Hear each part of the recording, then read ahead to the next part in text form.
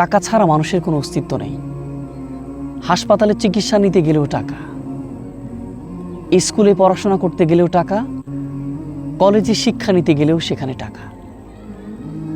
আবার পড়াশোনা শেষ করে চাকরিটা করতে গেলেও টাকার কাছে অনেক মেধাবীগুলো হেরে যায়, ভালো চাকরি পায় না।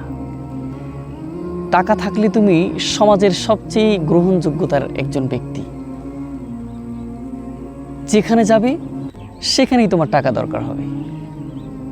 পরিবার তোমাকে টাকা, ফ্যামিলির যত সদস্য আছে তোমাকে টাকার গ্রহণযোগ্যতা মনে করবে। সমাজ, সমস্ত স্তরের যেন টাকা আছে, সব আছে।